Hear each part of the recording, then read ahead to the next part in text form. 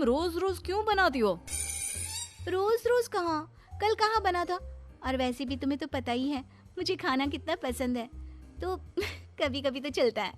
तुम भी खाकर देखो ना, कितना अच्छा बना है। एक दिन छोड़कर तो तुम रोज ही बनाती हो, कभी कभी कब हुआ? तुम जानती भी हो तुम कितना जंक फूड खाती हो। ये जंक फूड कहाँ है, इसे मैं घर पर बनाती हूँ। तुमको नहीं खाना तो मत खाओ, लेकिन मुझे तो शांति से खाने दो। और ये भाषण ना तुम अपने कॉलेज में जाकर दिया करो, यहाँ नहीं। अब इस भूखी औरत को कौन समझाए कि मैं जो बोल रहा हूँ इसकी भलाई के लिए बोल रहा हूँ, ना कि अपने लिए। शाम को, अरे बच्चों कहाँ हो, देखो मैं तुम्हारे लिए क्या लाई हूँ। मम्मी क्या लाई हो? गर्मा गर्म पकोड़े। अरे वाह, पकोड़े। तुम फिर से कुछ ले आई? खुद तो खाती ही हो, ऊपर से बच्चों को भी ऐसा खाना खिलाती हो। दोनों माँ बेटे का साइज बिल्कुल एक जैसा है। मम्मी देखो ना, पापा मुझे मोटा बोल रहे हैं। कैसे बाप हो तुम? कोई अपने लड्डू जैसे गोल मटोल बेटे को मोटा बोलता है क्या? लड्डू? ये लड्डू नहीं, कद्दू है। कद्दू जी माफ कीजिएगा। खैर, बच्चे ये सुनकर रोने लगता है। देखो रुला दिया ना मेरे लड्डू को, बेचारा। ले लड्डू, तू ये पकोड़े खा। हाँ, इनको रहने दे, ये ऐसे ही है, टेढ़े। शाम को सुरेश के माँ बाप घर आते हैं। ये इतना सारा खाना तूने किसके लिए बनाया हुआ है बहू? माँ जी, ये सब खाना हमारे लिए ही है। आप लोग बड़े दिनों बाद हमसे मिलने आए हैं ना, इतना तो बनता है माँ जी। माँ ये जो बोल रही है ना आपके लिए, वो आपके लिए नहीं है, उसने खुद के लिए बनाया है। माँ जी, आप ना इनकी बातों पर ज्यादा ध्यान मत दीजिए, इनकी तो आदत ही है मजाक करने की। आप खाना खाइए ना। बहू खाना तो बहुत अच्छा बना है, एकदम चटपटा। लेकिन हमारी उम्र में लोग चटपटे से ज्यादा सादा भोजन खाना पसंद करते हैं। ये सही बोल रहे हैं। वो क्या है ना बहू, हम लोगों की उम्र में ऐसा खाना पचने में बहुत टाइम लगता है, नहीं तो ऐसा खाना कौन ना खाना चाहे। तुम आज खाइए ना, एक ना एक दिन सबको जाना ही है, तो खाकर क्यों ना जाया जाए। अरे ये तुम क्या बोल रही हो, होश में तो हो। अरे एक दिन सबको जाना है तो क्या सड़क में गाड़ी के नीचे लेट जाए? लगता है खाना तीखा बनाते बनाते बहू की जुबान भी बहुत तीखी हो गई है। बहू सोच समझ के तो बोला करो कि क्या बोल रही हो। माँ जी, आप थोड़े दिन और रुक जाइए, मैं आपको रोज ऐसा खाना बनाकर खिलाऊंगी, फिर तो आपका पेट भी इसकी इजाजत दे देगा। बेटा लड़का है, बहू ऐसा खाना खिलाकर मेरा पत्ता जल्दी काटने का सोच रही है। भगवान बचाए ऐसे बहू से। ठीक है माँ जी, लेकिन थोड़ा खाना और तो लीजिए। नहीं नहीं बहू, मेरा बस हो गया। और ससुर जी, आपको तो लेना ही होगा। अरे नहीं बहू, रहने दो, मेरा भी बस हो गया। वो क्या है ना, मुझे डॉक्टर ने आजकल कम खाने को कहा है। अरे पूछना बंद करो, तुम्हें समझ में नहीं आता। वो इस खाने को खाना नहीं चाहते। ये खाना हम ही क्या, अगर कुत्ते बिल्ली को भी खाने को दोगी ना तो वो भी ना खाए, इतना तीखा है। तुम तो अपना मुंह बंद ही करो। तुम लोग नहीं खाओगे तो क्या हुआ, मेरा प्यारा बेटा जरूर खाएगा। इतने में बच्चा दौड़ कर आता है।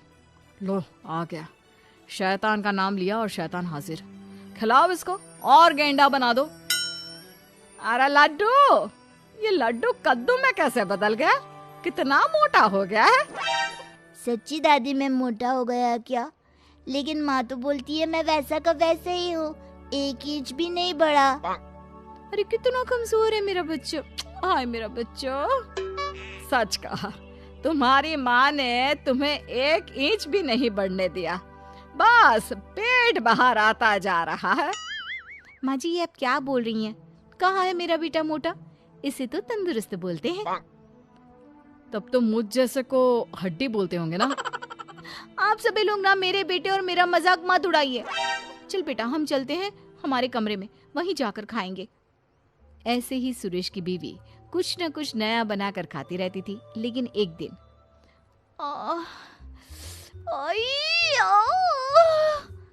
क्या हुआ, क्यों नाटक कर रही हो? अगर तुम मेरा ध्यान अपनी तरफ खींचने के लिए ये सब कर रही हो तो। नहीं जी, मुझे सच्ची में बहुत दर्द हो रहा है, इतना दर्द जैसे पेट में आग लग गई हो।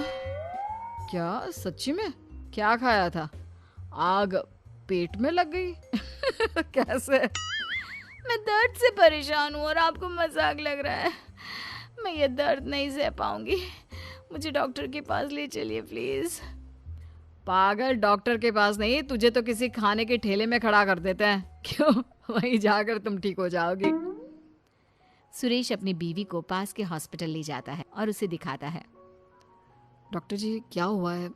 मेरी बीवी को ऐसा क्यों लगता है जैसे उसके पेट में आग लगी है? कहीं ये...